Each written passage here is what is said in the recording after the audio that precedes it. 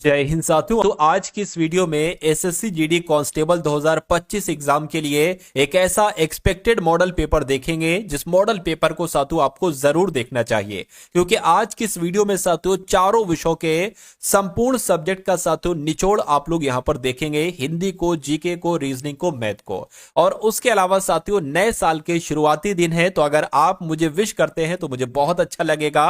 और साथ ही साथ कमेंट में यह भी बताइएगा कि आप ये कहां से विश कर रहे हैं, यानी कि कौन सी स्टेट से साथियों आप हैं। यहां पर साथियों हिंदी के 20 सवाल होंगे। कोशिश करिएगा कि साथियों 12 से ऊपर ही आप यहां पर कोशिश करें कि आपके सवाल सही हो पाए। चलिए, तो पहला सवाल है, कह रहे कि मैं आपका दर्शन करने आया हूं, आपको बताने दिक्कत कहां पर है, अशुद्धि कहां पर है। देखिए, मैं आपकी, ठीक है, या अगर बात करें साथियों मैं आपके या मैं आपसे, तो यहां पर अगर बात करें क्या आना चाहिए, मैं आपके दर्शन करने आया हूं, यानी कि आपके कहां पर लिखा हुआ है, ऑप्शन नंबर सी में लिखा हुआ है, तो आंसर आपका जाएगा ऑप्शन नंबर सी के साथ। अगला देखिए, कहा जा रहा है साथियों प्रधानाचार्य ने हिंदी अध्यापक को बुलाए। अब बुलाए थोड़ी ना होना चाहिए साथियों, बुलाया होना चाहिए। क्या, प्रधानाचार्य जी ने हिंदी अध्यापक को बुलाया, तो साथियों बुलाए की जगह क्या होना चाहिए, बुलाया होना चाहिए। तो मैं कहूंगा दिक्कत कहां पर है, दिक्कत इस 3 वाले में, तो 3 वाला आपका राइट आंसर हो जाएगा, जिनका आंसर ऑप्शन नंबर सी है, बिल्कुल करेक्ट है। अगला सवाल देखिए, अब यहां पर अगर बात करें कि मुझे मजा आती है, रेखांकित शब्द की त्रुटि आपको बताएं। अब यहां पर साथियों लिंग से संबंधित त्रुटि है। मुझे मजा आती है नहीं होना चाहिए था, मुझे मजा आता है ये होना चाहिए था। तो दिक्कत साथियों कहां पर है, लिंग में, वचन में, कारक में और विशेषण में। तो मैं कहूंगा साथियों लिंग संबंधी त्रुटि है, आती की जगह आता आना चाहिए था, ये स्त्रीलिंग है, पुल्लिंग आना चाहिए था। अगला देखिए, कह रहे कि साथियों द्रुत शब्द का यहां पर विलोम आपसे पूछा जा रहा है। तो द्रुत का विलोम जड़ होता है, नहीं साथियों। अद्रैत होता है, नहीं साथियों। मंथर होता है। क्या, द्रुत का विलोम क्या होता है साथियों, मंथर होता है। आंसर आपका ऑप्शन नंबर सी हो जाएगा। अगले नंबर का सवाल है, कहा जा रहा है साथियों कि कथा के बैगन, ये बहुत इंपॉर्टेंट क्वेश्चन और इस बार आपको देखने को मिलेगा। किसी भी शिफ्ट में ये क्वेश्चन आ सकता है, हो सकता है वो आपकी ही शिफ्ट हो। कह रहे कि इस मुहावरे का मतलब बता दीजिए, कथा के बैगन। तो मनगढ़ंत बातें, क्या इसका मतलब होता है, असंभव वस्तु या कृपण व्यक्ति, या साथियों केवल दूसरों के लिए उपदेश, यानी कि केवल दूसरों के लिए उपदेश, ये इसका अर्थ हो जाएगा किसका, कथा के बैगन के लिए। अगला सवाल देखिए, कह रहे कि वह बात जो जन साधारण में चलती आ रही है, इस वाक्यांश के लिए एक सार्थक शब्द साथियों क्या हो सकता है, यहां पर आपसे पूछा जा रहा है। साथियों अगर आप अपने एसएससी जीडी एग्जाम 2025 को साथियों क्रैक करना चाहते हैं बहुत आसानी से, तो आपके लिए एग्जाम के अंतिम दिनों में साथियों 3 प्रकार की पीडीएफ तैयार की गई हैं। मैं कहूंगा अगर साथियों इन 3 प्रकार की पीडीएफ को आप पढ़ लेते हैं तो तकरीबन तकरीबन आपका 60% साथियों पेपर यहां से फंस सकता है। पहली पीडीएफ आपको साथियों जो दी जाएगी वो कौन सी दी जाएगी, एसएससी जीडी के पीवाईक्यू की, यानी कि प्रीवियस ईयर क्वेश्चन पेपर की पीडीएफ आपको दी जाएगी। क्योंकि साथियों जो एसएससी जीडी के क्वेश्चंस हो चुके हैं, क्वेश्चंस आए हैं साथियों पिछली शिफ्ट में, वो क्वेश्चंस आपके लिए बहुत इंपॉर्टेंट होते हैं। क्योंकि साथियों एग्जामिनर वही पिछली शिफ्टों में आए हुए क्वेश्चन मैथ के, रीजनिंग के डिक्टो उठाकर रख देता है। तो अगर आप ये पीडीएफ पढ़ेंगे तो साथियों इसमें से जितने क्वेश्चंस आएंगे वो आपको बहुत आराम से साथियों मिल जाएंगे अपने रियल शिफ्ट में। उसके अलावा साथियों 10 एक्सपेक्टेड मॉडल पेपर आपको दिए जा रहे हैं, और इन मॉडल पेपर में साथियों मैथ और रीजनिंग के सभी कॉन्सेप्ट को लगभग कवर अप किया गया है। और ये हर एक मॉडल पेपर साथियों 80 क्वेश्चन का होगा। इसमें 20 क्वेश्चन वही हिंदी के, 20 क्वेश्चन जीके के, रीजनिंग मैथ के 20-20 क्वेश्चन होंगे। और उसके अलावा तीसरी पीडीएफ आपको साथियों इंपॉर्टेंट करंट अफेयर की दी जा रही है। तो ये तीनों पीडीएफ साथियों आपको सिर्फ और सिर्फ 49 रुपीज में दी जा रही है। डिस्क्रिप्शन में साथियों लिंक है, ठीक है ना, वहां से जाकर आप इसको ले सकते हैं। या आप एक काम करिएगा, टारगेट सिलेक्शन एप्लीकेशन डाउनलोड कर लीजिएगा प्ले स्टोर से, उसका येलो लोगो होगा जैसे हमारे चैनल का है, तो साथियों उस एप्लीकेशन को डाउनलोड कर लेंगे, वहां पर आपको साथियों 49 वाली पीडीएफ दिख जाएगी। इसको साथियों ले लेना, ठीक है ना, 49 रुपीज की साथियों पीडीएफ है। मैं कहूंगा इतनी अगर पीडीएफ जो कंटेंट आपको दिया जा रहा है ना, इनको पढ़ लिया तो आपको ये समझ लीजिए बहुत सारे क्वेश्चंस, लगभग 60% के आसपास साथियों इन 3 पीडीएफ को पढ़कर क्वेश्चंस आपको मिल जाएंगे, ठीक है ना। चलिए, तो अब यहां पर अगर बात करें, पूछा आपसे जा रहा है कि वह बात जो जन साधारण में चलती आ रही है उसको क्या कहा जाता है, उसको किंवदंती कहा जाता है, जिनका आंसर ऑप्शन नंबर ए के साथ है, बिल्कुल करेक्ट है। अगला सवाल आपकी स्क्रीन पर है, कह रहे कि रिक्त स्थान भरने के लिए सबसे उपयुक्त शब्द का चयन कीजिए। से गहने बनते, आपको बताने यहां पर खाली जगह है, किससे गहने बनते? टीन से गहने बनते? मैं कहूंगा नहीं। सोने से गहने बनते या देखिए यहां पर सोना लिखा हुआ है, यहां पर सोने लिखा हुआ है, तो यहां पर जो सही शब्द आना चाहिए वो सोने आना चाहिए, ना कि सोना। ऐसे थोड़ी ना होता है कि सोना से गहने बनते, ऐसे थोड़ी ना, सोने से गहने बनते हैं, ये होना चाहिए आंसर। अगर आपका है ऑप्शन नंबर सी तो बिल्कुल करेक्ट है। उसके बाद देखिए कह रहे कि आंख लगना, इस मुहावरे का मतलब क्या होता है? तो गहरी नींद आना, या झपकी आना, या आंख में दर्द होना, या गले पड़ना। तो मैं कहूंगा साथियों आंख लगने का मतलब होता है झपकी आना, यानी कि थोड़ी बहुत नींद आना। तो जिनका आंसर ऑप्शन नंबर बी है बिल्कुल करेक्ट है। अगला देखिए, कहा जा रहा है कि दिए गए वाक्य का वह भाग ज्ञात करें जिसमें कोई त्रुटि है। यदि कोई त्रुटि नहीं है तो विकल्प, कौन से विकल्प को चुनना है? हाँ, इस वाले विकल्प को चुनना है। अब देखिए क्या कहा जा रहा है आपसे, कह रहे कि स्टेशन पहुंचते ही वह फोन कर दिया। अब देखिए यहां पर दिक्कत अगर बात करें ना तो दिक्कत यहां पर है, स्टेशन पहुंचते ही वह फोन कर दिया नहीं होना चाहिए, बल्कि उसने फोन कर दिया ये होना चाहिए। तो दिक्कत कहां पर है? वहां पर है। वहां कहां पर लिखा हुआ? इसमें नहीं, इसमें नहीं, इसमें लिखा हुआ है वहां। तो आंसर आपका जो जाएगा वो ऑप्शन नंबर सी के साथ जाएगा। उसके बाद देखिए अगला सवाल, कहा जा रहा है कि सामान्य नियम के विरुद्ध बात,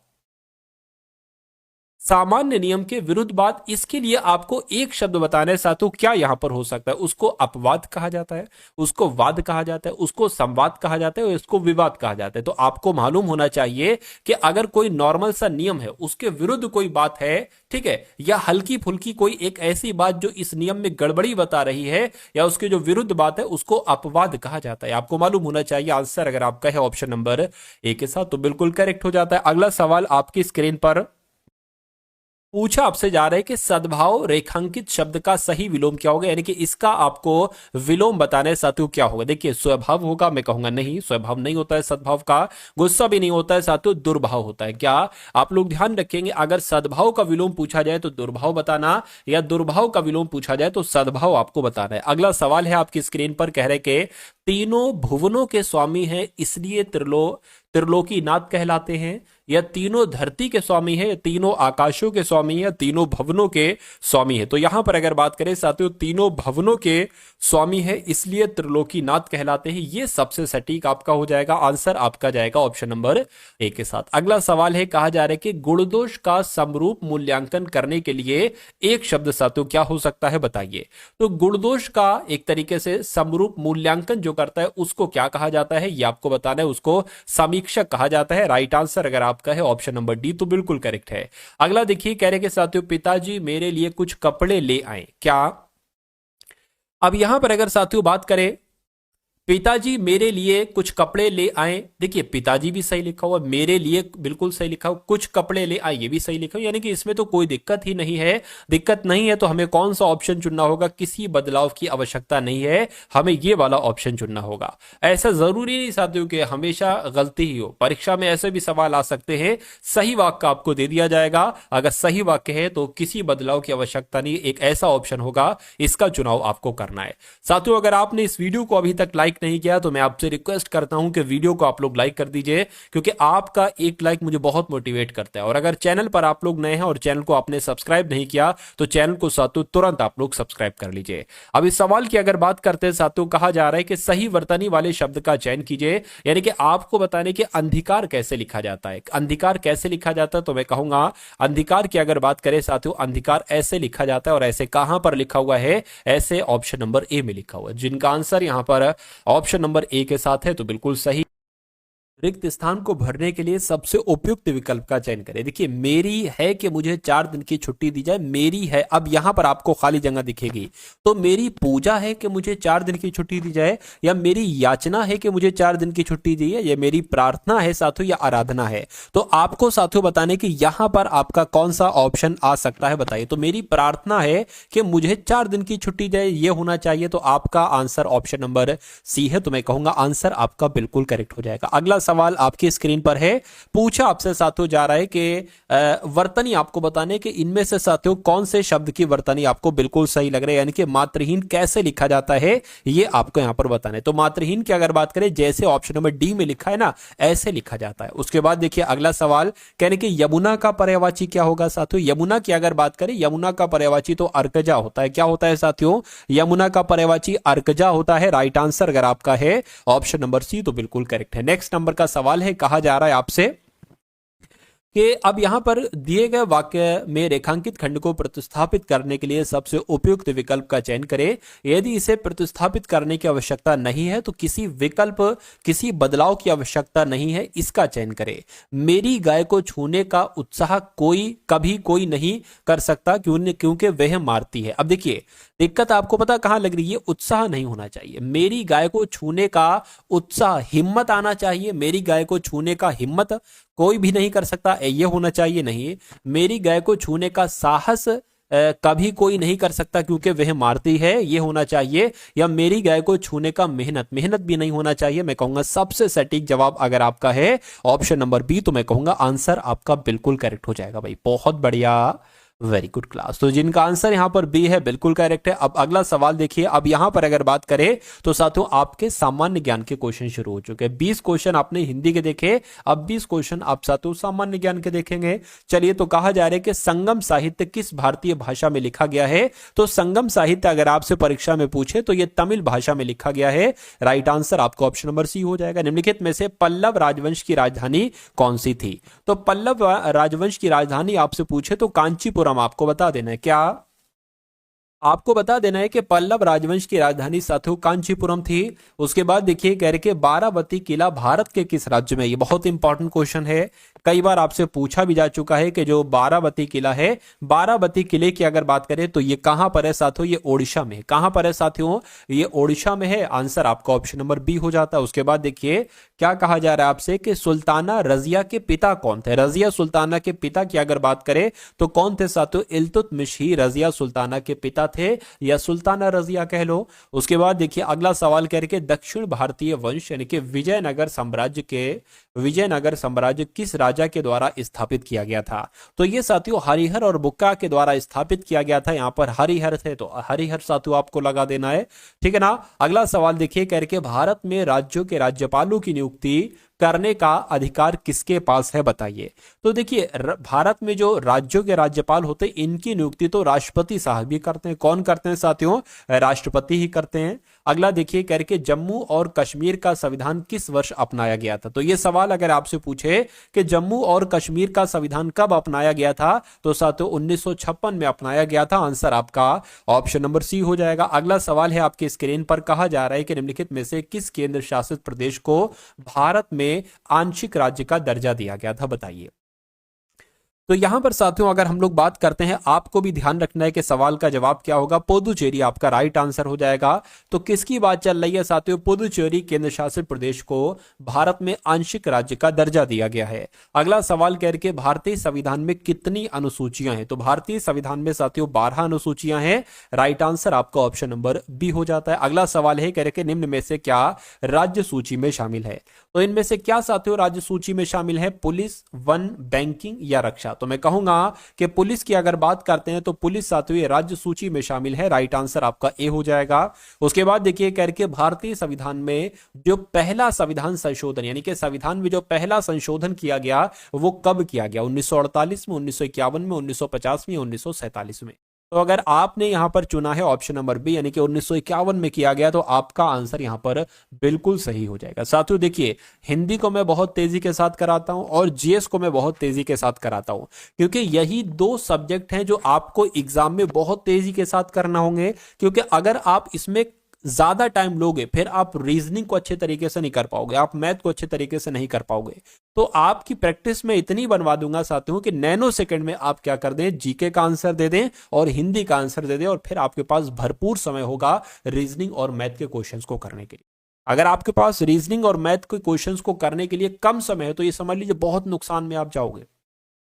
तो इसलिए साथियों आपको पूरा प्रिपेयर होके जाना है, क्योंकि आपको यह समझना है कि ये आपके पास अंतिम मौका है। इसके बाद आपका कोई एग्जाम नहीं है, आप इसके बाद कोई फॉर्म नहीं भरेंगे। आप अगर ऐसा सोचकर अपनी पढ़ाई करते हैं तो आपकी ये समझ लीजिए मेहनत डबल हो जाएगी, ट्रिपल हो जाएगी, ये समझ लीजिए। लेकिन अगर आप ये हल्के में लेते हो कि भाई वैकेंसी तो और भी है, और भी वैकेंसी आने वाली है, एनटीपीसी है, रेलवे की वैकेंसी ग्रुप डी की आने वाली है, या उसके बाद दिल्ली पुलिस की वैकेंसी आने वाली है, तो समझ लीजिए मेहनत आपकी आधी हो जाएगी।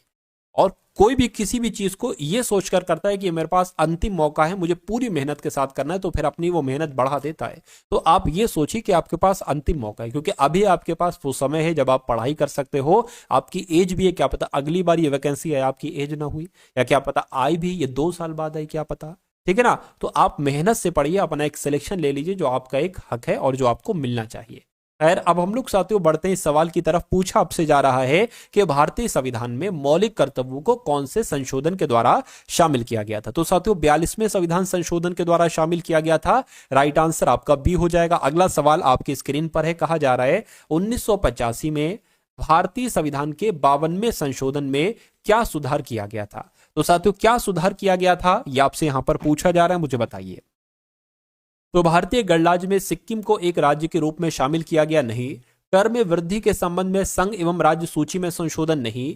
दल बदल विरोधी कानून को शामिल किया गया, ये आपका राइट आंसर हो जाएगा। यानी कि संविधान के 52वें संविधान संशोधन के एक तरीके से में क्या सुधार किया गया था, तो दल बदल विरोधी कानून को शामिल किया गया था। आंसर आपका ऑप्शन नंबर सी हो जाएगा। अगला सवाल है, कहा जा रहा है आपसे कि 103वां संवैधानिक संशोधन ये किससे संबंधित, बहुत बार सवाल आया है साथियों। तो ये आर्थिक आरक्षण से संबंधित है। किससे? ये आर्थिक आरक्षण से संबंधित है, ये आपको याद रखना है। आंसर अगर आपका ऑप्शन नंबर ए है तो मैं कहूंगा आंसर आपका बिल्कुल सही है। अगला सवाल आपकी स्क्रीन पर, कहा जा रहा है आपसे कि रेगुर मिट्टी को किस नाम से जाना जाता है, किस मिट्टी के नाम से जाना जाता है। तो रेगुर मिट्टी को साथियों काली मिट्टी भी कहा जाता है। क्या कहा जाता है? काली मिट्टी भी कहा जाता है। उसके बाद देखिए कह रहे कि प्रकृति में रेतीली और गुण में लवड़ीय होती है। तो साथियों किस मिट्टी की बात चल रही है? मैं कहूंगा शुष्क मिट्टी की बात चल रही है। यानी कि शुष्क मिट्टी प्रकृति में रेतीली और गुण में लवड़ीय होती है। उसके बाद देखिए कहा जा रहा है कि निम्नलिखित में से कौन सी मिट्टी भारत के उत्तरी मैदानों में पाई जाती है, बताइए। तो भारत के उत्तरी मैदानों में साथियों जलोढ़ मिट्टी पाई जाती है। कौन सी मिट्टी पाई जाती है? जलोढ़ मिट्टी ही भारत के उत्तरी मैदानों में पाई जाती है। उसके बाद देखिए अगला सवाल है, कह रहे कि उत्तरी भारतीय मैदानों की दलदली पट्टी को किस नाम से जाना जाता है। तो किस नाम से जाना जाता है साथियों? तराई नाम से जाना जाता है, तराई क्षेत्र के नाम से।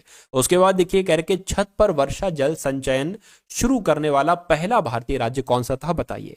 तो यहां पर अगर बात करें साथियों तमिलनाडु आपका राइट आंसर हो जाएगा। यानी कि छत पर वर्षा का जल को संचयन करने वाला पहला भारत का राज्य तमिलनाडु था। आंसर आपका ऑप्शन नंबर ए हो जाएगा। अगला सवाल आपकी स्क्रीन पर, कहा जा रहा है कि राग मियां मल्हार का सृजन किसने किया था। तो साथियों ये तानसेन ने किया था। किसने किया था? तानसेन ने किया था। मियां मल्हार का सृजन किसने किया था? तानसेन ने किया था। अब यहां पर अगर बात करें तो साथियों रीजनिंग के क्वेश्चंस आपके शुरू हो चुके, तो बहुत अच्छे तरीके से इन सभी सवालों को साथियों आप देखिएगा और अपने एग्जाम को क्रैक कर दीजिएगा। यहां पर कुछ चुनिंदा क्वेश्चंस हैं, कॉन्सेप्ट हैं जो आपको देखना चाहिए। रीजनिंग के बहुत शानदार क्वेश्चन है साथियों, देखिए।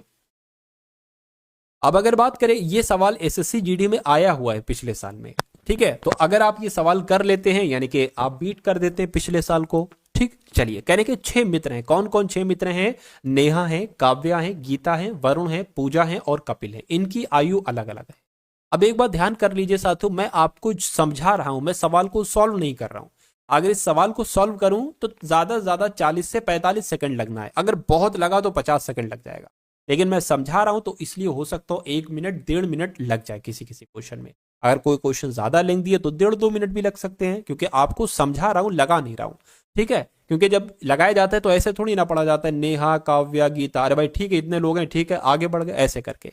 चलिए खैर देखते हैं।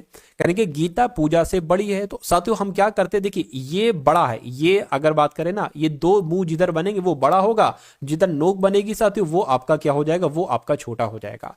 तो कहा गया है गीता पूजा से बड़ी है, यानी कि साथियों अगर बात करते हैं पूजा यहां पर आ गई, पूजा यहां पर आ गई, यानी कि पूजा से बड़ी कौन है? गीता है। तो गीता साथियों यहां पर आ गई, ये बात ध्यान रखना है। उसके बाद कहा जा रहा है कि लेकिन वरुण से छोटी, यानी कि गीता जो है ना ये पूजा से तो बड़ी है लेकिन वरुण से छोटी, यानी कि वरुण यहां पर बन जाएंगे, वरुण यहां पर बन जाएंगे। उसके बाद क्या कहा जा रहा है? 3 मित्र गीता से बड़े हैं। 3 मित्र गीता से बड़े हैं। तो देखिए एक मित्र, ठीक है, और दूसरा मित्र और साथियों ये तीसरा मित्र, 3 मित्र गीता से बड़े हमने कर दिए। उसके बाद कह रहे हैं कि साथियों कपिल की आयु वरुण और काव्या की आयु के मध्य आती है। यानी कि कपिल की आयु जो है ना, कपिल की आयु ये वरुण की आयु और काव्या, यानी कि काव्या साथियों यहां पर आ जाएंगी, और कपिल की अगर बात करें कपिल यहां पर आ जाएंगे, कपिल यहां पर आ जाएंगे, क्योंकि कपिल की आयु कहा गया है कि वरुण और काव्या के बीच की है। यानी कि पूजा केवल एक मित्र से बड़ी है। अब देखिए 6 मित्र थे, 1 2 3 4 5, 5 तो ये हो गए। तो साथियों क्या कहा जा रहा है, पूजा केवल एक मित्र से बड़ी है, यानी कि मैं कहूंगा साथियों यहां पर भी कोई आएगा, पूजा केवल एक मित्र से बड़ी है। तो पूजा केवल एक मित्र से बड़ी, उन सब में सबसे छोटी कौन है, यानी कि यहां पर आपको बताना है कौन आएगा। देखिए 6 लोग थे, 5 लोग लिख दिए, तो जाहिर सी बात है एक ही लोग इसमें से बचा होगा। तो वो कौन बचा है साथियों, मैं कहूंगा नेहा। यहां पर मैंने नहीं लिखा, तो जाहिर सी बात है नेहा का नाम यहां पर आ जाएगा। तो सबसे छोटा कौन हो गया साथियों, नेहा होगी। अब देख लीजिए नेहा कौन से ऑप्शन में है, तो ऑप्शन नंबर सी वाले में। तो ये क्या होगा, ये आपका बिल्कुल सही जवाब हो जाएगा भाई, बहुत बढ़िया, वेरी गुड क्लास। अगला सवाल देखिए, कह रहे कि साथियों TUNER को VRRBX लिखा जाता है, तो आपको बताने के CLOCK को क्या लिखा जाएगा, फटाफट आपको बताने। देखिए मैं प्लेस वैल्यू लिख लेता हूं, T 20 पर होता है, U 21 पर होता है, N 14 पर होता है, E 5 पर होता है और R 18 पर होता है। अब देखिए इसको मैं लिख रहा हूं, V की अगर बात करें ये 22 पर होता है, R 18 पर होता है, R 18 पर होता है और B 2 पर होता है, X आपका 24 पर होता है। अब देखिए ये 20 से 22 हो गया, यानी कि 2 बड़ा है। कितना बड़ा है साथियों, 2 प्लस किया गया है, ठीक है। 21 से 18 हो गया है, यानी कि साथियों 3 माइनस किया गया है। 14 से 18 हो गया, यानी कि साथियों 4 प्लस किया गया है, 4 प्लस किया गया है। ये 5 से 3 2 हो गया है, यानी कि साथियों 3 माइनस किया गया। फिर 18 से ये आपका 24 हो गया, यानी कि कितना 6 प्लस किया गया। तो जो यहां पर लॉजिक लगा है मेरे हिसाब से वही लॉजिक यहां पर लगेगा। अब सी में सबसे पहले हमें 2 जोड़ना है। सी में साथियों जब हम 2 जोड़ेंगे तो साथियों जाहिर सी बात है ई आ जाएगा। एल में अब हमें 3 घटाना है, तो एल में 3 साथियों अगर हम घटा देते हैं तो आई आ जाएगा। अब ओ की अगर बात करें, इसमें साथियों 4 प्लस करना है, ओ 15 पर होता है, 19 पर साथियों एस होता है। अब सी में साथियों 3 घटाना है, तो जब हम 3 घटाएंगे तो जाहिर सी बात है जेड आ जाएगा, ठीक है, बी ए और जेड। के की अगर बात करें, अब इसमें 6 प्लस करना है, तो मैं कहूंगा कितना आना चाहिए, के 11 पर होता है तो 17 आ जाएगा, 17 पर साथियों क्यू होता है। तो आपको देखना है ये ऑप्शन कहां पर है, यानी कि EISZQ कहां पर लिखा हुआ है, तो ऑप्शन नंबर बी में लिखा हुआ है। तो ये क्या होगा, ये आपका बिल्कुल सही जवाब हो जाएगा। अगला सवाल आपकी स्क्रीन पर, अब इसको देखिए और बता दीजिए राइट आंसर क्या है। ये भी साथियों SSC GD का सवाल है। अब देखिए जैसे कि आपके सामने ये है, मतलब ये एक ट्रायंगल है और इस ट्रायंगल से यहां पर 3 ट्रायंगल हो गए, 3 ट्रायंगल के बाद 5 ट्रायंगल हो गए। तो 5 ट्रायंगल के बाद यहां पर कितने ट्रायंगल होंगे बताइए। देखिए 1 ट्रायंगल, 3 ट्रायंगल, 5 ट्रायंगल। तो बच्चा बच्चा बता देगा कि एक नंबर के गैप से हिसाब किताब चल रहा है। तो साथियों यहां पर कितना आ जाएगा, 7 ट्रायंगल आ जाएगा, 7 नंबर आ जाएगा मतलब। तो 7 ट्रायंगल जहां पर है वो आंसर होगा। इसमें 6 ट्रायंगल हैं, इसमें साथियों मेरे हिसाब से 6, ये 8 ट्रायंगल हो जाएंगे, इसमें 9 ट्रायंगल हो जाएंगे, 1 2 3 4 5 6 7, इसमें साथियों 7 ट्रायंगल हो जाएंगे। तो आपका आंसर ऑप्शन नंबर ए के साथ होना चाहिए। अगला सवाल आपकी स्क्रीन पर साथियों देखिए, एक निश्चित कूट भाषा में REFINE को क्या लिखा जाता है, KHOZKL लिखा जाता है। तो आपको बताना है साथियों उसी कूट भाषा में SOLVNT को क्या लिखा जा सकता है। अब आपको साथियों पहचानने के जो लॉजिक इसमें लगा है, यानी कि इन लेटर से ये लेटर्स बने हैं, वही लॉजिक यहां पर लगेगा। तो वो कौन सा लॉजिक है, देखिए सिंपल सी बात है साथियों, जो प्लेस वैल्यू है वो लिखिए। सबसे पहले आप R 18 पर होता है, R आपका 18 पर हो गया क्या। अगर यहां पर बात करते हैं साथियों R की, तो R आपने 18 पर लिख लिया, ठीक है। उसके बाद अगर बात करते क्या लिखा हुआ है, E 5 पर होता है और F 6 पर होता है, E 5 पर और साथियों F 6 पर हो गया। उसके अलावा I 9 पर होता है, N की बात करें 14 पर होता है, E 5 पर होता है। अब यहां पर अगर बात करते हैं साथियों, इसको लिख लेते हैं, K 11 पर होता है, K 11 पर हो गया, H 8 पर हो गया है, O साथियों 15 पर हो गया, और Z की बात करें 26 पर हो गया, K 11 पर हो गया, L आपका 12 पर हो गया। यहां पर देखिए साथियों ये 18 है, 18 से साथियों 11 हुआ है, यानी कि मैं कहूंगा 7 माइनस हुआ है। ये 5 है, 5 से 8 हुआ है साथियों, 3 प्लस कर दिया गया है। 6 है, 6 से 15 एकदम से हो गया साथियों, मैं कहूंगा 9 प्लस किया गया है। उसके बाद 9 से 26, तो फिर से ये लॉजिक नहीं लगेगा। यहां पर कुछ तो सेम आना चाहिए भाई, 7 3 7 3 ऐसे करके आता, या कोई एक नंबर प्लस होता, एक नंबर घटता, ऐसे आता, लेकिन यहां पर ऐसा कुछ नहीं है। अब कुछ नहीं है साथियों, तो ये लॉजिक हमारा क्या हो जाएगा, ये लॉजिक हमारा फेल हो जाएगा, कोई दिक्कत नहीं। अब दूसरा लॉजिक देखिए, अगर 5 से 11 यहां पर बनाया गया, तो मैं कहूंगा साथियों कितना माइनस किया गया, 6 माइनस किया गया है।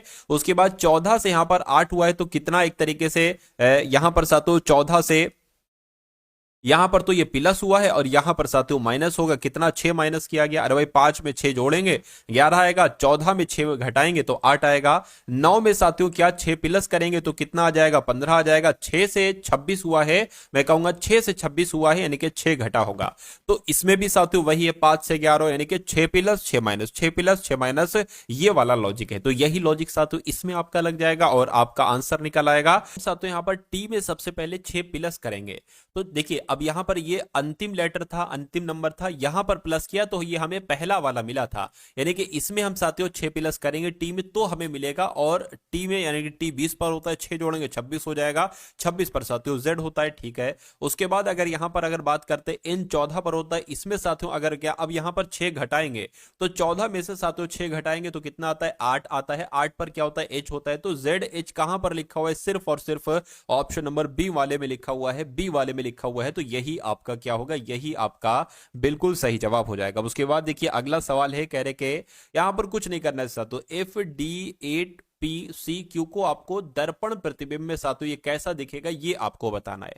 मैं आपको हर बार बताता हूं कि जो सबसे अंत वाला लेटर होता है वो सबसे पहले दिखता है दर्पण में, लेकिन कैसा दिखता है, उल्टा दिखता है। जैसे कि अगर क्यू की बात करें तो क्यू कुछ ऐसे करके दिखेगा, सी कुछ ऐसे करके दिखेगा, पी कुछ ऐसे करके दिखेगा, 8 जैसा है वैसा दिखेगा, डी की बात करें डी आपका ऐसे दिखेगा और एफ की बात करें एफ आपका ऐसे दिखेगा। तो ऐसा कौन से ऑप्शन में साथियों लिखा हुआ है, बस ये आपको बताना है साथियों। Q C P 8 D F में कहूंगा ऐसा ऑप्शन नंबर ए में लिखा हुआ है, तो ये क्या होगा, ये आपका बिल्कुल सही जवाब हो जाएगा।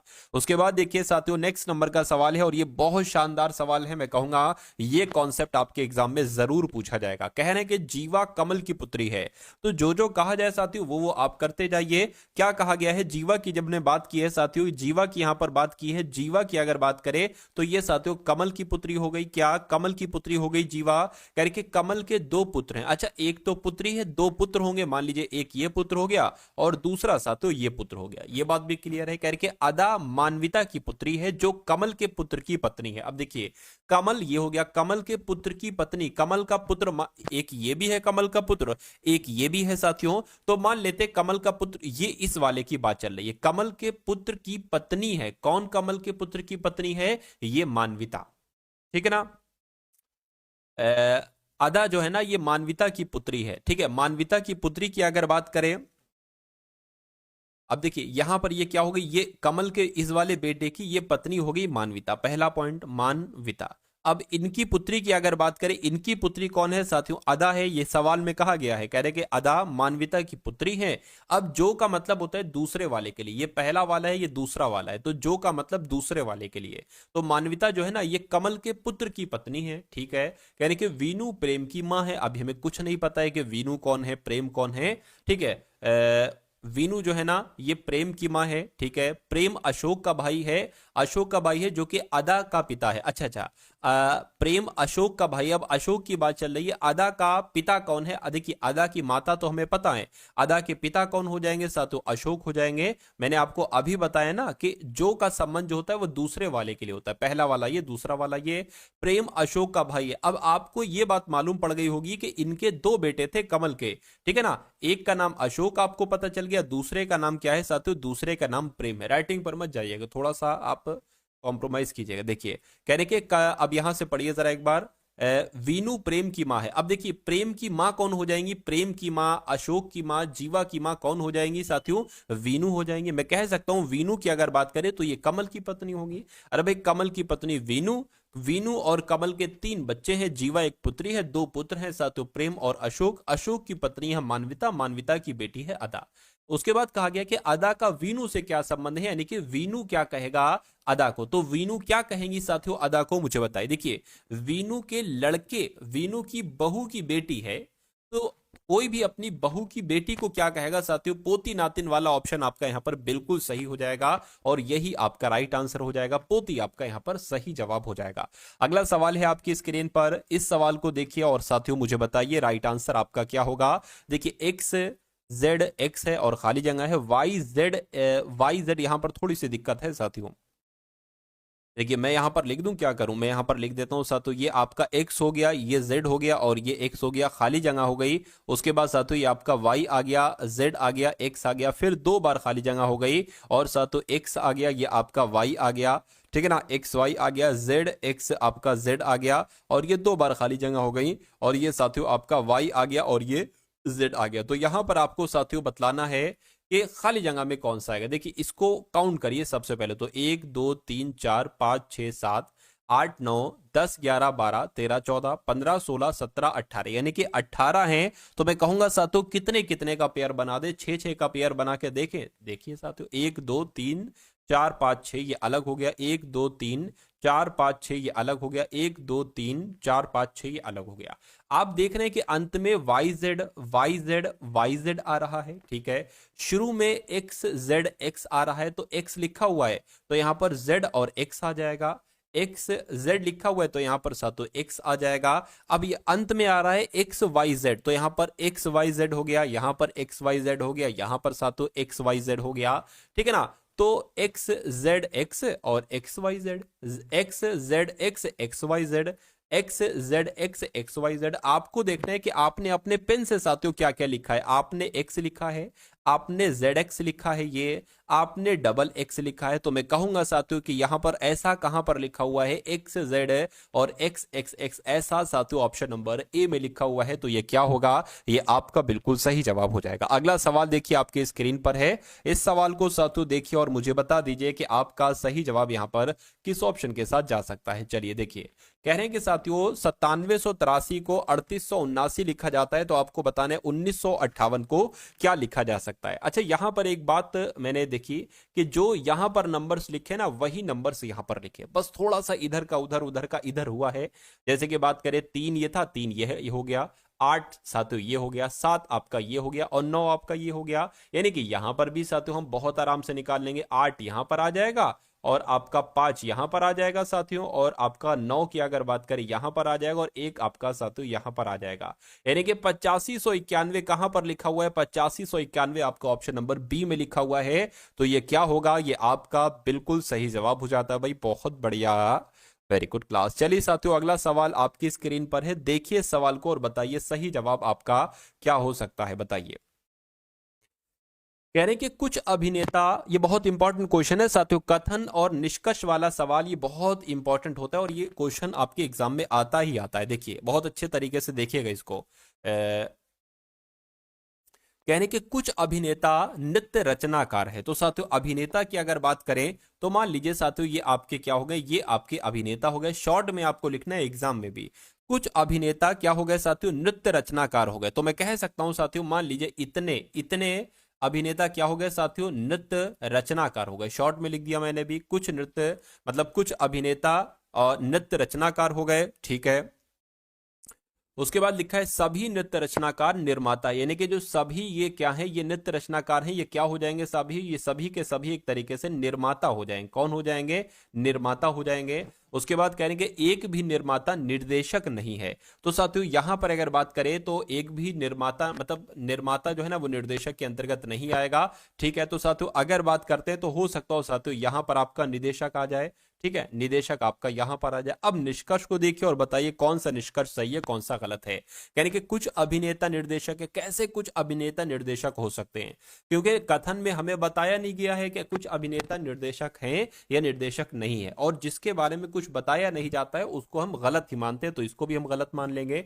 एक भी अभिनेता निर्देशक नहीं है, एक भी अभिनेता निर्देशक नहीं, फिर वही बात जिसके बारे में हमें जानकारी नहीं है वो हम कैसे साथियों कर दें, ठीक है ना। लेकिन एक बात यहां पर एक ये फंस रही है, क्या फंस रही है, अब देखिए एक बार में कहा जा रहा है कि कुछ अभिनेता निर्देशक हैं, हमने गलत मान लिया, ठीक है, क्योंकि अभी हमें नहीं पता है। अब दूसरों को जब आपने पढ़ा है आपने देखा एक भी अभिनेता निर्देशक नहीं है। देखिए दो बातों में से कोई एक बात हो सकती है, या तो मोहन अच्छा है या मोहन अच्छा नहीं है, दोनों में से कोई एक बात हो सकती है, और वही चीज यहां पर हो रही है, कुछ अभिनेता निर्देशक हैं, या तो ये सही होगा या ये सही होगा, एक भी अभिनेता निर्देशक नहीं है। तो मैं कहूंगा अगर ऐसी कंडीशन आ जाती है तो आपको कौन सा ऑप्शन चुनना चाहिए, या तो निष्कर्ष 1 या फिर निष्कर्ष 2 अनुसरण करता है, या तो एक सही होगा या साथियों 2 सही होगा। आंसर आपका जाएगा ऑप्शन नंबर डी वाले के साथ। तो ये साथियों आपको बहुत अच्छे तरीके से करना है। अगला सवाल देखिए आपकी स्क्रीन पर, ये आपको साथियों क्लियर दिख रहा है ना। अगर क्लियर साथियों नहीं दिख रहा है तो मैं इसको आपके लिए जूम कर देता हूं, लेकिन उससे पहले साथियों मैं क्या कर देता हूं, मैं आपको बतला देता हूं थोड़ा। अभी मैं आपको इसको जूम करूंगा तो बहुत अच्छे से दिखने लगेगा। यहां पर कहा गया है साथियों कि नीचे दी गई आकृति में वर्ग जो है ना ये नींबू को निरूपित करता है। तो वर्ग की अगर बात करें, वर्ग आपका ये हो जाएगा, यानी कि ये साथियों किसके बारे में बताता है, ये नींबू के बारे में बताता है, ठीक है। यानी कि वृत्त मीठे को निरूपित करता है, यानी कि वृत्त की अगर बात करें तो ये साथियों मीठे को निरूपित करता है, ये बात भी बिल्कुल क्लियर है। कह रहे कि त्रिभुज फलों को निरूपित करता है, अगर इसकी बात करें तो ये फल को निरूपित करता है, ठीक है। कह रहे कि आयत खट्टे को निरूपित करता है, आयत की अगर बात करते हैं साथियों तो ये आपके खट्टे को निरूपित कर दिया, ठीक है। उसके बाद कह रहे कि षटभुज की अगर बात करते हैं साथियों, षटभुज आपका संतरों को निरूपित करता है, तो षटभुज साथियों किधर है, षटभुज आपका ये हो जाएगा, यानी कि इसकी अगर बात करें ये संतरों को निरूपित करता है, ये बात भी क्लियर है। आप कह रहे हैं कि वह संख्या ज्ञात कीजिए जो उन नींबू फलों को दर्शाता है, यानी कि नींबू भी होना चाहिए। देखिए नींबू और फल कहां पर है, यानी कि त्रिभुज के अंतर्गत भी आए और वर्ग के अंतर्गत भी आए, को निरूपित करता है, जो खट्टे और खट्टों के अंतर्गत भी आना चाहिए लेकिन मीठा नहीं होना चाहिए, यानी कि आंसर आपका मीठे वाला, यानी कि इसमें से साथियों आंसर आपका नहीं होना चाहिए, ठीक है ना। तो ऐसा आपको साथियों बताना है कौन सा, इसको जूम कर देता हूं, देखिए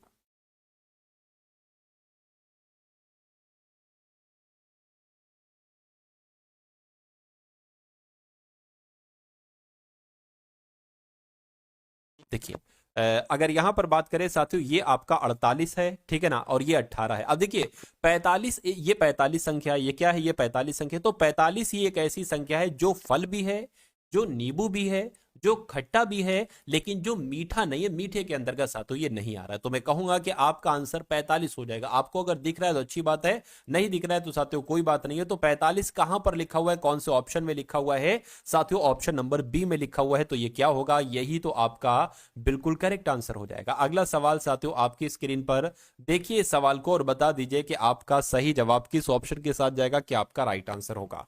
अब देखिए नंबर सीरीज वाला सवाल आपसे पूछा जाता है, कह रहे कि 560 है, उसके बाद 280 आ गया है और 140 है और साथियों 70 है। आपको बताने के अगला नंबर यहां पर क्या हो सकता है, बताइए।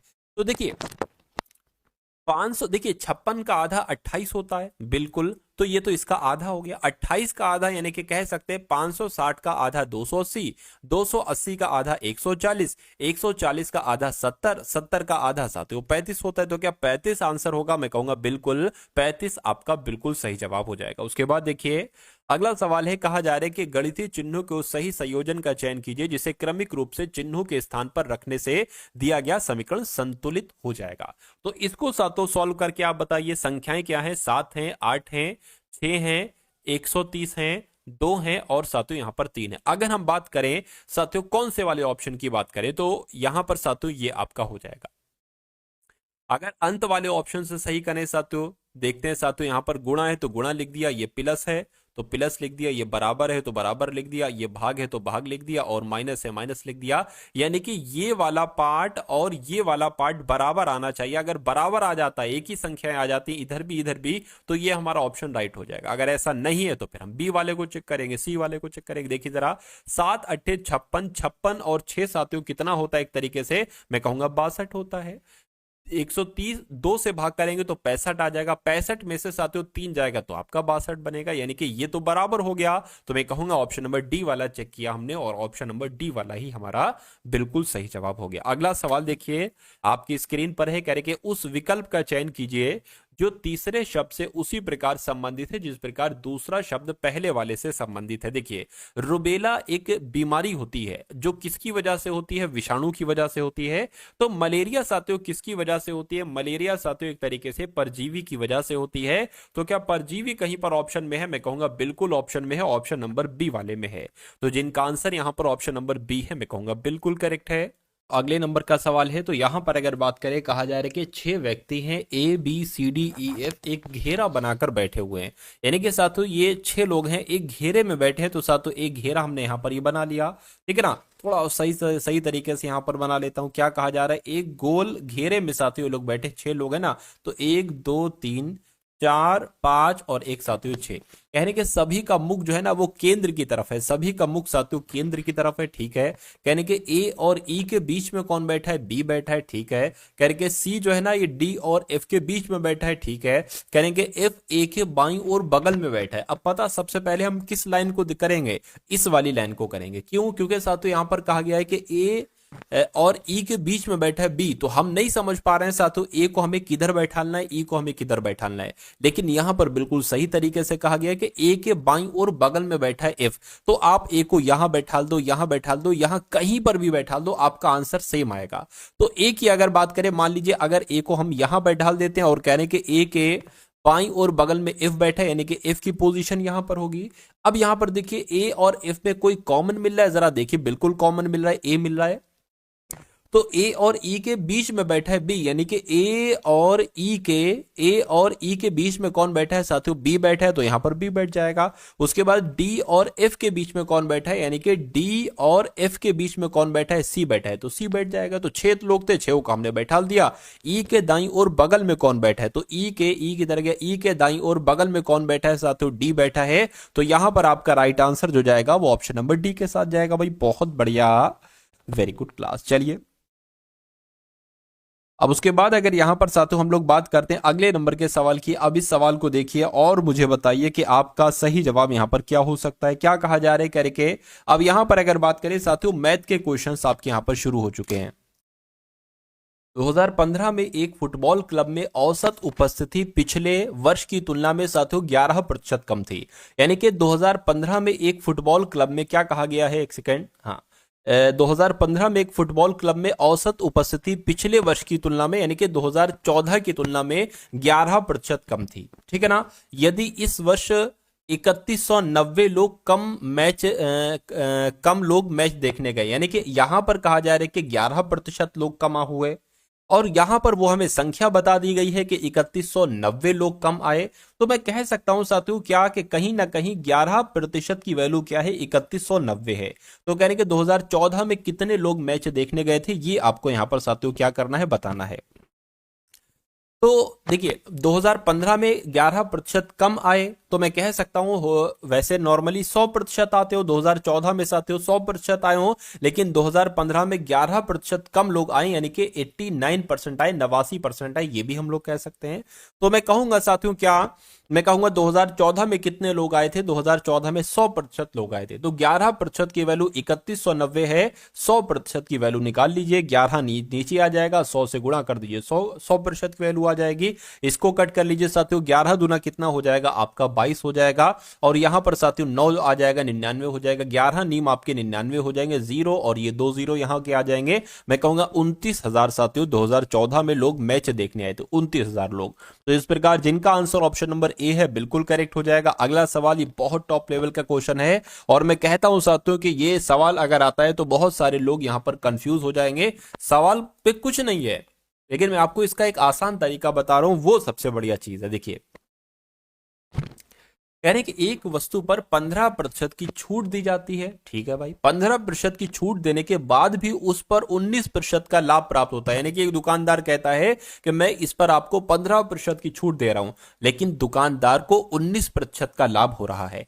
तो कहा जा रहा है कि अगर 25% की छूट देने प्राप्त, यानी कि 25% की छूट देने क्या लिखा हो, 25% की छूट देने प्राप्त प्रतिशत लाभ क्या होगा। अगर 25% की छूट दी जाती तो लाभ कितना होता। देखिए यहां पर अगर बात करें 15% की छूट दी जा रही, कोई चीज 100% होती है, 15% की छूट दी जा रही, यानी कि वो चीज 85% में बेची जा रही है, ठीक है ना। और कहने के यहां पर अगर बात करें साथियों क्या कहा गया है कि 19% का लाभ हो रहा है, तो साथियों 19% का लाभ हो रहा है, यानी कि 119% है। तो ये पता क्या हो जाएगा, ये आपका साथियों एक तरीके से क्रय मूल्य हो जाएगा, और ये आपका साथियों क्या हो जाएगा, ये आपका अंकित मूल्य हो जाएगा। ये कॉस्ट प्राइस क्रय मूल्य, ये अंकित मूल्य हो जाएगा आपका। इसको अगर कट करें तो साथियों 17 से कट करें, मान लीजिए अनुपात में 17 पंजे 85 हो गया, और 17, ठीक है ना, 7 कितना हो जाएगा साथियों 119 हो जाएगा। यानी कि अब आपको साथियों क्या पता चल गया। अब अगर बात करते हैं साथियों, आपके सामने यहां पर अनुपात आ गया, ये अगर 5 क्रय मूल्य है तो अंकित मूल्य कितना होगा, अंकित मूल्य 7 है। इसको साथियों अगर 500 मान लो तो इसको 700 मान लो, यानी कि अगर किसी वस्तु पर 700 रुपए लिखे हैं और उसको, ठीक है ना, लिया एक तरीके से, उसका क्रय मूल्य क्या है 500 है, 500 है और अंकित मूल्य साथियों 700 है। तो यहां पर अगर साथियों हम लोग बात करते हैं, यहां पर कहा गया है कि अगर 25% की छूट दी जाती, यानी कि इस 700 रुपए पर छूट दी जाएगी ना, अंकित मूल्य पर छूट दी जाती, अगर 25% की छूट दी जाती तो ये वस्तु 75% में बिकती।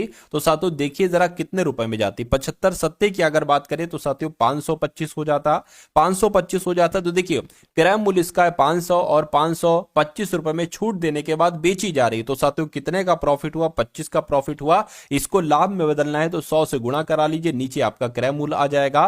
तो मैं कहूंगा इन दो जीरो से ये दो जीरो, इससे ये साथियों कैंसिल हो गया, तो मैं कहूंगा 5% का आपका लाभ आ जाएगा साफ साफ। तो आपका राइट आंसर जो जाना चाहिए वो किस ऑप्शन के साथ जाएगा, वो ऑप्शन नंबर ए के साथ जाएगा। अगला सवाल देखिए आपकी स्क्रीन पर है, देखिए सवाल को साथियों और बताइए कि आपका सही जवाब यहां पर क्या हो सकता है। क्या कहा जा रहा है करके 126 किलोमीटर प्रति घंटा की चाल से चल रही एक ट्रेन एक खंबे को 6 सेकंड में पार कर लेती है। ट्रेन की लंबाई आपको बताने, देखिए ट्रेन की लंबाई कह लो या ट्रेन की दूरी कह लो, क्या ट्रेन की लंबाई कह लो साथियों या ट्रेन की एक तरीके से बात करें तो दूरी कह लो, तो दूरी बराबर क्या होता है साथियों, दूरी बराबर होता है आपका चाल गुणा समय, ये आपको भी पता है। अच्छा यहां पर अगर बात करें चाल आपको दे रखी है, चाल कितनी है साथियों 126 किलोमीटर प्रति घंटा है। अब देखिए आंसर मीटर में आ रहा है ना, तो इस किलोमीटर प्रति घंटा वाली चाल को मीटर प्रति सेकंड में अगर बदलना होता है तो हम हमेशा 5/18 से इसको गुणा कर देते।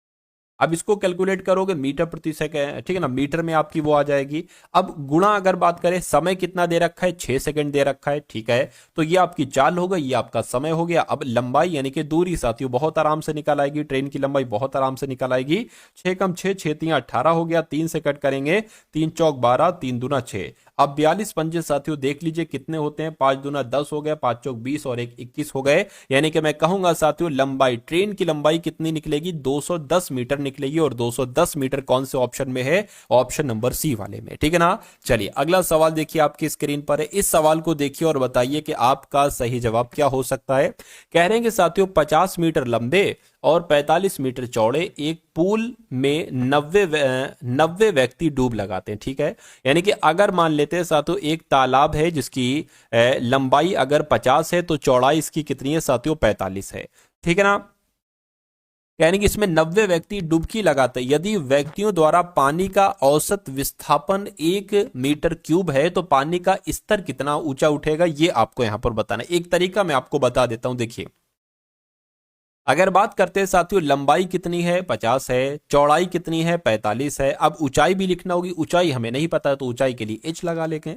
बराबर अगर साथियों ये किसके बराबर, क्योंकि साथियों 90 व्यक्तियों के द्वारा जो विस्थापित किया गया पानी का आयतन है वो बराबर होगा तालाब के आयतन से, तो ये आपका साथियों तालाब का आयतन हो गया। अब 90 व्यक्तियों के द्वारा जो विस्थापित किया गया पानी का आयतन है वो कितना है, वो कैसे निकालोगे, तो साथियों यहां पर 90 आ जाएगा, 90 व्यक्ति थे, 1 मीटर क्यूब लिखा हुआ है ना, तो साथियों 1 मीटर यहां पर आ जाएगा। तो अब एच का मान निकालना है, स्तर कितना ऊंचा उठेगा, यानी कि एच का मान निकाल लीजिए, क्या दिक्कत है। तो साथियों ये 50 45 इसके नीचे आ जाएगा, ठीक है ना, इसके नीचे साथियों ये आपका आ जाएगा, कोई दिक्कत नहीं है। देखिए एच आपका ये आ गया और 90/50 आपका ये आ गया और यहां पर ये 45 आपका आ गया। अब यहां पर अगर साथियों हम लोग बात करते हैं, देखिए इसको अगर साथियों हम कट करते हैं तो कितना आ जाएगा, 45 से कम 45, 45 दूना यानी कि 1/25 यहां पर आ गया है। अब देखिए ये ऊंचाई कितनी निकली है, ऊंचाई 1/25 मीटर निकली है, लेकिन हमें तो सेंटीमीटर में साथियों लगाना है, क्या सेंटीमीटर में।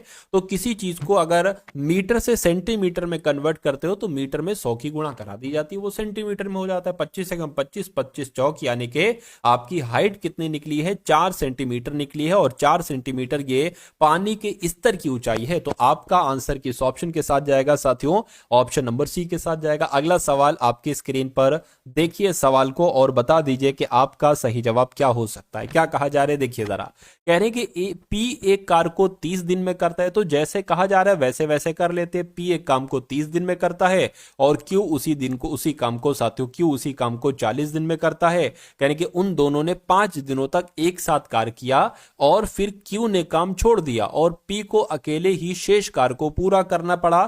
तो इस काम को पी को करने के लिए कितना समय लगेगा आपसे पूछा जा रहा है। देखिए पी किसी काम को 30 दिन में 40 क्यों किसी काम को 40 दिन में करता है, तो एक ऐसा नंबर लीजिए जो कि 30 के पहाड़े में भी है या 40 के पहाड़े में भी आ जाए। मैं कहूंगा 120 है वो, 30 चौक और साथियों 40 तिया, यानी कहने का मतलब है कि पी एक दिन में 4 काम करता है, क्यू एक दिन में 3 काम करता है, और ये क्या हुआ, ये टोटल काम है, 120 टोटल काम है।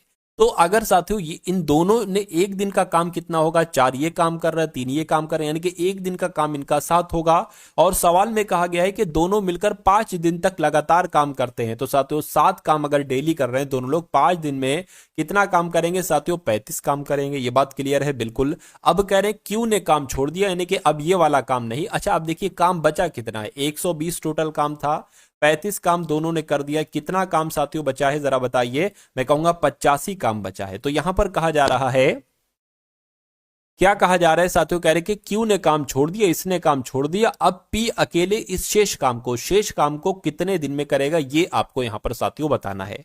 ठीक है ना, तो क्या दिक्कत है, कोई दिक्कत नहीं है साथियों, देख लीजिए। तो अगर 4 से इसको भाग करते हैं साथियों, 4 दूना 8 हो जाएगा आपका, ठीक है, 4 एकम 4 हो जाएगा आपका, ठीक है ना। अब बचा कैसा, तो ये नीचे 4 आ जाएगा, इधर क्या बचा, 1 बचेगा, यानी कि 21 सही 1/4 दिन का समय लगेगा। और 1/4 को एक तरीके से साथियों 6 घंटे कहा जाता है। 1/4 क्या होता है एक दिन का, चौथा, यानी कि 21 दिन तो लगेंगे और बाकी 1/4 लिखा है, तो साथियों इसको 6 घंटे हम कन्वर्ट कर लेंगे, तो कुल मिला के 21 दिन 6 घंटे का समय लगेगा। और ये आपका साथियों क्या होगा, ये आपका बिल्कुल सही जवाब हो जाएगा। अगला सवाल है आपकी स्क्रीन पर साथियों, इस सवाल को देखिए और मुझे बता दीजिए कि आपका सही जवाब क्या हो सकता है। चलिए भाई, क्या कहा जा रहा है, कह रहे हैं कि साथियों 16,000 की राशि पर एक निश्चित वार्षिक ब्याज दर पर 2 वर्ष के चक्रवृद्धि ब्याज और साधारण ब्याज का अंतर कितना है, 102 रुपए है, 102.40 रुपए है। कह रहे कि वार्षिक ब्याज दर आपको बताना है। कभी भी सवाल में आपको अगर दे रखा हो चक्रवृद्धि ब्याज और साधारण ब्याज का अंतर दे रखा हो, और स्पेशली 2 वर्ष का दे रखा हो अंतर, तो मैं आपको हमेशा एक सूत्र बताता हूं साथियों। क्या होता है वो सूत्र, अंतर बराबर क्या, अंतर बराबर पी और R/100 का होल ऑफ स्क्वायर। अंतर कितना दे रखा है, 102 रुपए, यानी कि 102.40, ठीक है ना। और पी की अगर बात करें 16,000 है, तो ये 16,000 हो गया। आर पूछा जा रहा है आपसे, तो आर का स्क्वायर हो जाएगा, बटे अगर बात करें तो 100 गुणा 100 हो जाएगा। ठीक है, इन 2 जीरो से ये 2 जीरो कैंसिल हो गए, इस 1 जीरो से आपका ये 1 जीरो कैंसिल हो गया। अगर इसकी बात करते हैं साथियों, तो क्या करें, इसको कट कर दें, यह काम करें, ये 10 की गुणा अगर हम यहां पर करा देते हैं, हम यहां पर करा देते हैं, और ये 16 बचा है ना, 16 यहां पर आ जाएगा, यानी कि अब यहां पर सिर्फ और सिर्फ आर बचा है। ध्यान रखिए, जो कट गया उसको हम हटा देते हैं। अब यहां पर क्या बचा, आर स्क्वायर साथियों यहां पर खाली बचा हुआ है। अब इसको आप कैलकुलेट कर लीजिए, पॉइंट हटाया आपने, 2 जीरो बढ़ा दिए, इस जीरो से ये जीरो, इस जीरो से ये जीरो कैंसिल कर दिया, यानी कि अब आपके पास बचा है क्या साथियों, अब आपके पास 1024/16 बचा है। ठीक है ना, बिल्कुल ये बात क्लियर है, ये बिल्कुल क्लियर है। इसको अगर साथियों हम कट करते हैं, जरा कट करने को, ये 4 से कटेगा, देखिए जरा, 4 चौक 16, 4 दूना 8, ठीक है ना, 4 पंजे आपका 20 हो जाएगा, और 4 पंजे 4 छंग आपका 24 हो जाएगा। इसको कट करिए, 4 छंग 24 और 4 चौक कितना हो जाएगा, सॉरी, 4 पंजे 20, 4 छंग आपका 24 हो गया, और एक जाएगा 4 चौक आपका 16 हो जाएगा। ठीक है ना, कोई दिक्कत तो नहीं है, देखिए जरा, 4 छंग, अच्छा 4 छंग यहां पर लिखो ना, 4 छंग, एक सेकंड, 4 छंग 24 और 4 चौक 16, यानी कि आर स्क्वायर बराबर 64 आया है, तो आर बराबर क्या आ जाएगा, 8 आ जाएगा, क्योंकि ये 8 का ही तो स्क्वायर है। तो मैं कहूंगा 8% वार्षिक ब्याज आ जाएगी, और ये क्या होगा, ये आपका साथियों बिल्कुल सही जवाब हो जाएगा। अगले नंबर का सवाल है, आज की इस वीडियो का अंतिम सवाल है आपकी स्क्रीन पर, यानी कि एक तार है जो 14 सेंटीमीटर त्रिज्या वाले वृत्त के रूप में इसको मोड़ा जाता है। मतलब एक तार है, ठीक ना, इसको 14 सेंटीमीटर त्रिज्या वाले एक वृत्त के रूप में मोड़ा जाता है, मोड़कर एक वर्ग बनाया जाता है। तो साथियों एक तार को हमने ऐसे करके मोड़ दिया, और अगर इसकी त्रिज्या देखते हैं तो 14 सेंटीमीटर इसकी त्रिज्या निकलती है। अब इसी तार को मोड़कर हमने एक वर्ग बना दिया, ठीक है ना। तो आपको पता है कि अगर साथियों किसी चीज को मोड़कर पहले वृत्त बनाओ या कुछ भी बनाओ, फिर उसी को ठीक है, वर्ग बना दो या आयत बना दो, तो दोनों का परिमाप समान होता है, यानी कि वृत्त का परिमाप समान हो जाएगा, जो वृत्त का परिमाप होगा वही वर्ग का परिमाप होगा। ये बात साथियों आपको ये कॉन्सेप्ट है क्लियर रखना है। तो कह रहे कि वर्ग की भुजा की लंबाई ज्ञात कीजिए। देखिए हमेशा वर्ग की भुजा हम ए मानते हैं, यानी कि जो ये लंबाई होगी वही ये होगी, वही ये होगी, वही होगी। अब वृत्त का परिमाप साथियों कितना होता है आपको पता होना चाहिए, 2πr होता है। और वर्ग का परिमाप क्या होता है साथियों, देखिए 1a 2a 3a 4a यानी कि 4a आपका ये वर्ग का परिमाप हो जाएगा। ये बात साथियों क्लियर है कि ये बिल्कुल। अच्छा यहाँ पर त्रिज्या दे रखी है r बराबर 14 सेंटीमीटर आपको दे रखा है, तो 2 की जगह पर 2, पाई की जगह पर 22/7 और साथियों r की जगह पर 14 आ जाएगा, बराबर 4a आ जाएगा। इसको कट करेंगे साथियों 2 यहाँ पर आ जाएगा, यानी कि 22 दूना 44, 44 दूना 88 हो जाएगा। तो a बराबर क्या आ जाएगा, 88 बटे यहाँ पर 4 आ जाएगा। a बराबर 4 दूना 8, 4 दूना 8 यानी कि 22 यहाँ पर आ जाएगा। तो a की जानकारी पूछ रहे थे, ये भुजा है, ये साथियों a क्या है, ये भुजा है, और भुजा बराबर 22 आ गया है, तो मैं कहूंगा 22 आपका बिल्कुल करेक्ट आंसर हो जाता है भाई। बहुत बढ़िया, वेरी गुड क्लास। तो कैसी लगी साथियों आपको एक क्लास, एक बार कमेंट सेक्शन में आप लोग जरूर बताइएगा। साथियों अगर आप अपने एसएससी जीडी एग्जाम 2025 को साथियों क्रैक करना चाहते हैं बहुत आसानी से, तो आपके लिए एग्जाम के अंतिम दिनों में साथियों 3 प्रकार की पीडीएफ तैयार की गई हैं। मैं कहूंगा अगर साथियों इन 3 प्रकार की पीडीएफ को आप पढ़ लेते हैं तो तकरीबन आपका 60% साथियों पेपर यहां से फंस सकता है। पहली पीडीएफ आपको साथियों जो दी जाएगी वो कौन सी दी जाएगी, एसएससी जीडी के पीवाईक्यू की, यानी कि प्रीवियस ईयर क्वेश्चन पेपर की पीडीएफ आपको दी जाएगी। क्योंकि साथियों जो एसएससी जीडी के क्वेश्चंस हो चुके हैं, क्वेश्चंस आए हैं साथियों पिछली शिफ्ट में, वो क्वेश्चंस आपके लिए बहुत इंपॉर्टेंट होते हैं। क्योंकि साथियों एग्जामिनर वही पिछली शिफ्टों में आए हुए क्वेश्चन मैथ के, रीजनिंग के डिक्टो उठाकर रख देता है। तो अगर आप ये पीडीएफ पढ़ेंगे तो साथियों इसमें से जितने क्वेश्चंस आएंगे वो आपको बहुत आराम से साथियों मिल जाएंगे अपने रियल शिफ्ट में। उसके अलावा साथियों 10 एक्सपेक्टेड मॉडल पेपर आपको दिए जा रहे हैं, और इन मॉडल पेपर में साथियों मैथ और रीजनिंग के सभी कॉन्सेप्ट को लगभग कवर अप किया गया है।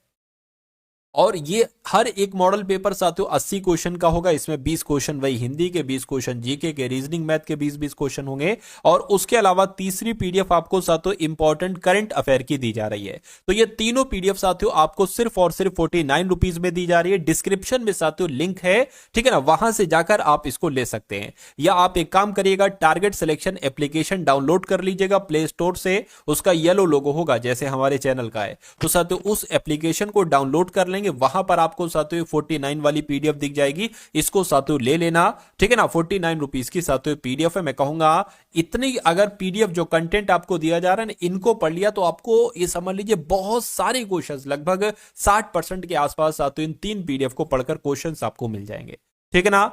तो वीडियो साथियों आपको कैसी लगी एक बार कमेंट में जरूर बताइएगा। इस वीडियो को लाइक कीजिएगा, अपने मित्रों के साथ शेयर कीजिएगा। उसके अलावा साथियों डिस्क्रिप्शन में एक ग्रुप का लिंक है, उसको भी ज्वाइन कीजिएगा। तो मिलते हैं हम सभी लोग आने वाली वीडियो में। जय हिंद साथियों।